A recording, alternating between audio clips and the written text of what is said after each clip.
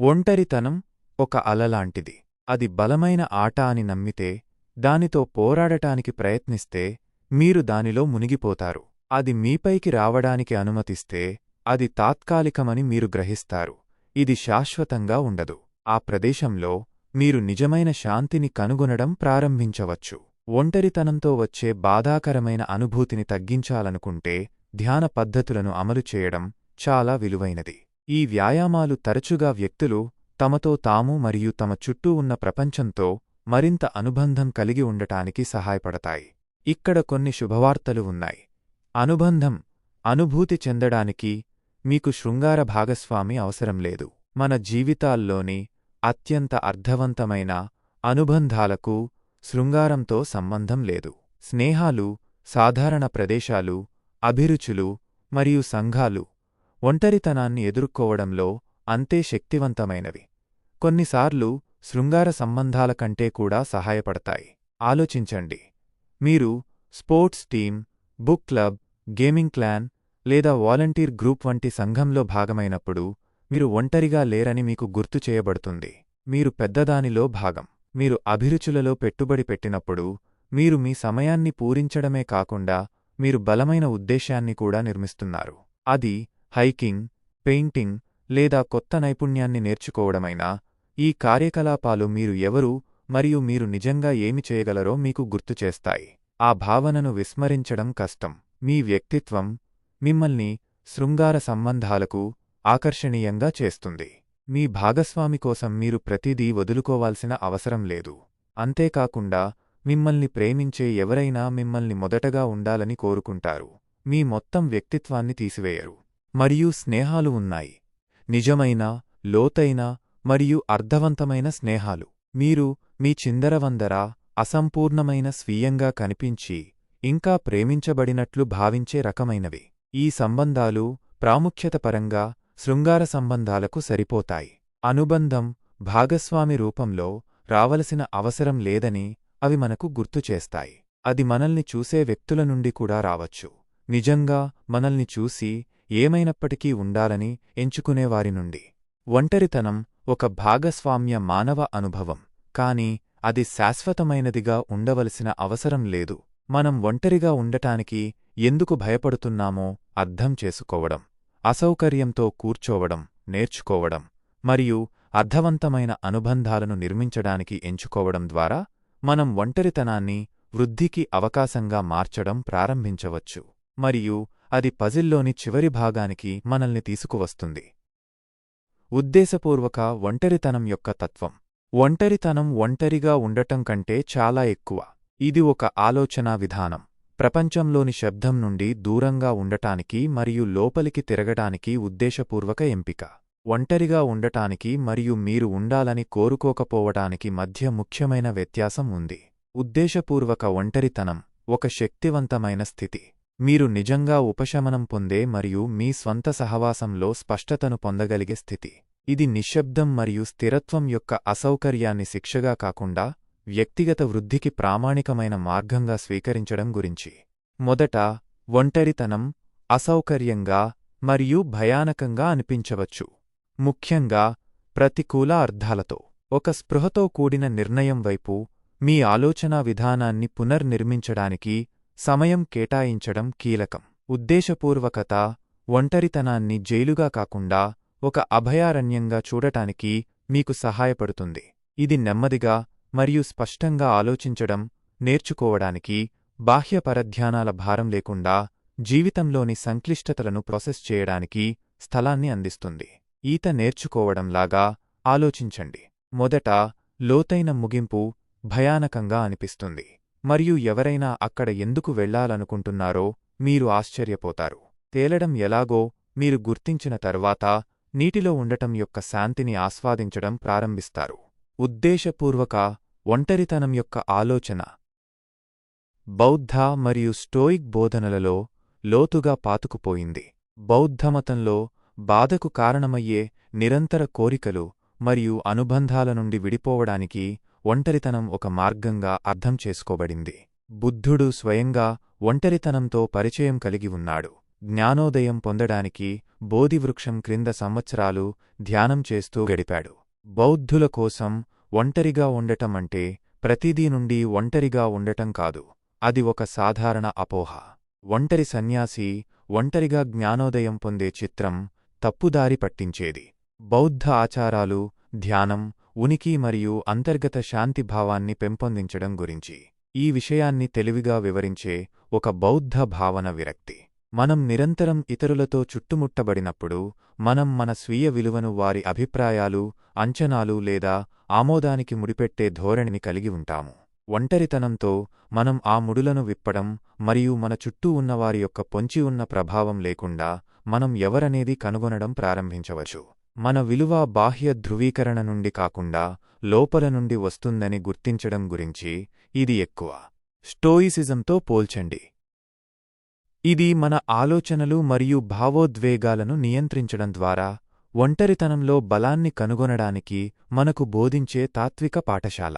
నిజమైన స్వేచ్ఛ లోపలి నుండి వస్తుందని స్టోయిక్లు నమ్ముతారు. అంతర్గత శాంతిని మీకు అందించేది సంపద, స్థితి లేదా సంబంధాలు కాదు. బదులుగా స్వీయ నియంత్రణ మరియు అంతర్గత స్థితిస్థాపకతపై దృష్టి పెట్టండి. రోమన్ చక్రవర్తి మరియు స్టోయిక్ తత్వవేత్త మార్కస్ ఆరేలియస్ ఒక వ్యక్తి తన ఆత్మలో కంటే నిశ్శబ్దమైన, మరింత ఇబ్బందిలేని తిరోగమనాన్ని ఎక్కడా కనుగొనలేడు అని ప్రసిద్ధి చెందాడు. స్టోయిక్ల కోసం ఒంటరితనం అంతర్గత బలాన్ని పెంపొందించడానికి మరియు నిజంగా ముఖ్యమైన వాటిపై దృష్టి సారించడం ద్వారా జీవితానికి సంబంధించిన లోతైన ప్రశ్నలను పరిశీలించడానికి ఒక మార్గం. వారు కొన్ని విషయాలను అర్థం చేసుకున్నారు. 1. ఒంటరిగా ఉండటం మొదట్లో కష్టంగా అనిపించినప్పటికీ అది తరచుగా వృద్ధికి దారితీసే అసౌకర్యం. ఇది వ్యాయామశాలకు వెళ్లడం లాంటిది. ఖచ్చితంగా వ్యాయామాలు కష్టంగా ఉంటాయి. అది మిమ్మల్ని బలంగా చేస్తుంది. ఒంటరితనం ఒక మానసిక వ్యాయామం లాంటిది. ఇది మీ భావోద్వేగ స్థితిస్థాపకతను పెంచుతుంది. ఉద్దేశపూర్వక ఒంటరితనం యొక్క లోతైన ప్రయోజనాల్లో 1. సంబంధాలకు సంబంధించి మంచి నిర్ణయాలు తీసుకునే అవకాశం. ఒంటరిగా ఉండటానికి సౌకర్యంగా ఉండే వ్యక్తిగా మీరు ఒంటరితనం భయంతో తప్పు వ్యక్తి కోసం స్థిరపడే అవకాశం తక్కువ. బదులుగా మీరు స్వీయ భరోసా మరియు విశ్వాసం యొక్క స్థానం నుండి వారిని సంప్రదిస్తున్నారు. మీరు మీ జీవితానికి విలువను జోడించగలరు కాబట్టి వారితో ఉండాలని ఎంచుకుంటున్నారని తెలుసుకుంటారు. మిమ్మల్ని పూర్తి చేయడానికి మీకు వారు అవసరం కాబట్టి కాదు. బలహీనమైన పునాది కలిగిన ఇల్లువలే నిరాశ నుండి నిర్మించబడిన సంబంధం ఏ క్షణంలోనైనా కూలిపోతుంది. ఒంటరిగా ఉన్నప్పుడు కంటే సంబంధంలో ఉన్నప్పుడు ఒంటరిగా అనిపించిందా? మీరు శారీరకంగా ఒకరితో ఉన్నప్పటికీ మానసికంగా మైళ్ల దూరంలో లోతైన అనుబంధం కోసం తపిస్తున్నారా? అలా అయితే మీరు ఒంటరి కాదు. దీర్ఘకాలిక సంబంధాలలో ఉన్న నలుగురిలో ఒకరు ఒంటరిగా ఉన్నట్లు నివేదిస్తున్నారని అధ్యయనాలు చెబుతున్నాయి. వారు ప్రేమించామని చెప్పుకునే వారితో ఉన్నప్పుడు కూడా. సంబంధాలు ఎప్పుడూ సంతోషకరమైన ముగింపు కావు. కాని ఒంటరితనం మనలో చాలామందికి గొప్ప ప్రత్యామ్నాయంలా అనిపించదు. కాబట్టి ఒంటరితనాన్ని ఎంచుకోవడం లేదా మిమ్మల్ని నిరుత్సాహపరిచే వాటిలో చిక్కుకుపోవడం ఏది అధ్వాన్నం? మరియు మనం ఒంటరిగా ఉండటానికి ఎందుకు అంత భయపడతాము? ఈ వీడియోలో ఒంటరిగా ఉండటం మీరు తీసుకోగల ఉత్తమ నిర్ణయం ఎందుకు కావచ్చు మరియు అది స్వేచ్ఛ, సంతృప్తి మరియు స్వీయ ఆవిష్కరణకు ఎలా దారితీస్తుందో అన్వేషిస్తాము.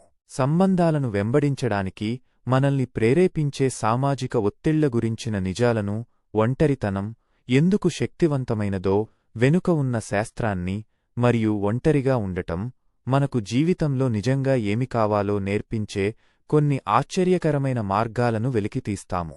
మీరు బహుశా మీ జీవితంలో కనీసం ఒక్కసారైనా అనుభవించే ఒక భావనుంది. ఇది ఒక పార్టీలో ఉన్న అనుభూతి, పూర్తిగా వ్యక్తులతో చుట్టుముట్టబడి, నవ్వుతూ, మాట్లాడుతూ, ఇంకా పూర్తిగా కనిపించకుండా ఉన్నట్లు అనిపిస్తుంది. బహుశా మీరు కొత్త ఆసక్తి గురించి మాట్లాడటానికి ప్రయత్నించవచ్చు, కాని మీకు ఆ చూపు ఎదురవుతుంది. మీకు తెలుసు, చిన్న, ఆసక్తి లేని, ధిక్కారమైన చూపు మిమ్మల్ని చిన్నగా, అవాంఛనీయంగా లేదా స్థానం లేనివారిగా భావించేలా చేస్తుంది. ఇప్పుడు అదే అనుభూతిని ఊహించుకోండి మీ స్వంత ఇంట్లో. ఎవరితోనైతే మీకు బాగా తెలుసని భావిస్తారో వారితో. ఇది నిశ్శబ్దమైన ఒంటరితనం కాలక్రమేణా మీపైకి వచ్చే రకమైనది. మొదట్లో ఇది చిన్న విషయాలు, తక్కువ సంభాషణలు, తక్కువ నవ్వు. అప్పుడు నిశ్శబ్దం మాటల కంటే బిగ్గరగా అనిపించడం ప్రారంభిస్తుంది. మీరు కలిసి ఉన్నారు ఖచ్చితంగా, కాని మీరు కలలుగన్నా కలిసి రకం ఎప్పుడూ కాదు. నిజమేమిటంటే తప్పుడు సంబంధంలో ఉండటం ఒంటరిగా ఉండటం కంటే ఒంటరిగా అనిపించవచ్చు. మీరు చేసే ప్రతి కదలికను నిరంతరం ప్రశ్నించే భావోద్వేగ డ్రెయిన్ ఉంది. నేను తప్పు చేశానా? నేను ఏమి తప్పు చేశాను? నేను దీన్ని ఎందుకు పనిచేయలేకపోతున్నాను? మీకు తెలిసేలోపే శాంతిని కాపాడటానికి మీరు గుడ్ల పెంకులపై నడుస్తున్నారు. కొందరికి ఇది మరింత దిగజారుతుంది. తప్పుడు వాదనలు, గ్యాస్లైటింగ్ లేదా భావోద్వేగ నిర్లక్ష్యం మీ స్వీయ భావనను దెబ్బతీస్తుంది. మరియు నెమ్మదిగా వ్యక్తిత్వం యొక్క ఏదైనా పోలిక అదృశ్యమవుతుంది. మీరు చాలా స్వీయ విమర్శకుడిగా మారతారు. అది మీ జీవితంలోని ప్రతిదాన్ని వినియోగిస్తుంది. మీ యూట్యూబ్ హోంపేజీ మీ అభిరుచుల నుండి సంబంధ చిట్కాలు మరియు మీ భాగస్వామిని సంతోషంగా ఉంచడానికి రహస్యాలకు మారుతుంది. మీ సంబంధం మీ జీవితానికి పోషణగా ఉండటం మానేసి పనిలా అనిపించడం ప్రారంభిస్తుంది. తప్పుడు సంబంధంలో ఉండటం మునిగిపోతున్న ఓడను తేలుతూ ఉంచడానికి ప్రయత్నించడం లాంటిది. మీరు మీ విలువైన వస్తువులను విసిరివేస్తారు. మిమ్మల్ని మీరుగా చేసే విషయాలు. మీరు ఎంత ఎక్కువ త్యాగం చేస్తే అంత అలసిపోయినట్లు అనిపిస్తుంది. అన్నింటికంటే అధ్వాన్నంగా ఓడ ఉదాసీనంగా ఉంటుంది. అది మునిగిపోతూనే ఉంటుంది. కాబట్టి మనం ఎందుకు ఉంటాము? ఇది చాలా చెడ్డ పరిస్థితి. అయితే చాలామంది ఎందుకు అసంతృప్తికరమైన సంబంధాలలో ఉంటారు? దీనిలో చాలా భాగం కలిసి ఉండటం అనే భ్రమకు వస్తుంది. శృంగార సంబంధాలు మనల్ని పూర్తి చేస్తాయని మనం విశ్వసించేలా చేస్తారు. సినిమాలు, సోషల్ మీడియా మరియు కుటుంబ సలహాలు శృంగార ఆనందం యొక్క ఈ చిత్రాన్ని గీస్తాయి. ఇక్కడ ప్రేమ ఏదైనా పరిష్కరించడానికి సరిపోతుంది.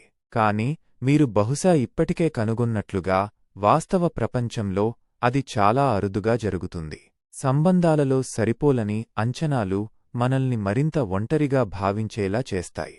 మీరు అనుబంధం కోసం ఆరాటపడుతున్నారు, కాని మీ భాగస్వామి మిమ్మల్ని సగం మార్గంలో కలవరు. మరియు ఆ అంతరం పెరుగుతూనే ఉన్నప్పుడు మీలో ఏదో తప్పు ఉందని భావించడం కష్టం. ఇదంతా జీవితం యొక్క సహజ ఉదాసీనతతో ఏకకాలంలో జరుగుతున్నందున మీరు దానితో జీవిస్తారు. నెమ్మదిగా మీ లోపల ఏదో ఒకటి విరిగిపోవడం ప్రారంభిస్తుంది. మీ మనస్సు యొక్క అగాధంలోకి మసకబారుతుంది. అప్పుడు సాంస్కృతిక భారం ఉంటుంది. కొంతమందికి అనేక సంఘాలలో సంబంధాన్ని విడిచిపెట్టడం అది ఎంత చెడ్డదైనా క్షమించరాని వైఫల్యంలా అనిపించవచ్చు. వివాహం పవిత్రమైనది లేదా మీరు మరింత ప్రయత్నించాలి వంటి విషయాలు మీరు వింటారు. చాలామందికి ఇది కుటుంబం మరియు స్నేహితులు ఒత్తిడి చేయడం కంటే ఎక్కువ. మతం మరియు సంప్రదాయం కూడా సంతోషం లేనప్పటికీ ఉండటం ఏదో విధంగా గొప్పదనే ఆలోచనను బలపరచడంలో పెద్ద పాత్ర పోషిస్తాయి. నిజాయితీగా ఉండండి. తప్పుడు సంబంధంలో ఉండటం మిమ్మల్ని బలంగా మార్చదు. నిజాయితీగా అది మిమ్మల్ని ఏమీ చేయదు. అది తీసుకుంటుంది మరియు మరికొంత తీసుకుంటుంది. మీరు శాంతిని కాపాడటానికి లేదా అంచనాలను అందుకోవడానికి మీకు సరిపోని అచ్చులో సరిపోయేలా మిమ్మల్ని మీరు కుదించుకుంటారు. ఆ ప్రక్రియలో మీరు మీరెవరో మరియు మీకు ఏమి అర్హమో అనే దానితో సంబంధాన్ని కోల్పోతారు. కాబట్టి మనం దీన్ని మనకు ఎందుకు చేస్తామో, నేను ఒంటరిగా ఉంటే ఏమిటి అని అడగడం మానేసి నేను స్వేచ్ఛగా ఉంటే ఏమిటి అని అడగడం ప్రారంభించడానికి ఇది సమయం కావచ్చు. ఒంటరితనాన్ని భయపడే ప్రపంచంలో మనం జీవిస్తున్నాము. సహవాసం యొక్క అంచనాలు లేకుండా ఒంటరిగా ఉండటం తరచుగా ఒంటరితనంతో గందరగోళానికి గురవుతుంది. స్పృహతో ఒంటరిగా ఉండాలని నిర్ణయించుకునే ఆలోచనను చాలామంది గ్రహించలేరు. అందుకే ప్రజలు ఎప్పుడూ మీరు అంత గొప్పవారైతే మీరు ఇంకా ఒంటరిగా ఎందుకు ఉన్నారు అని అడుగుతారు. సంబంధంలో ఉండటం మిమ్మల్ని మంచి మానవుడిగా ధృవీకరిస్తుంది అన్నట్లుగా. కాని ఒంటరిగా ఉండటం మరియు ఒంటరితనం ఒకే విషయం కాదు.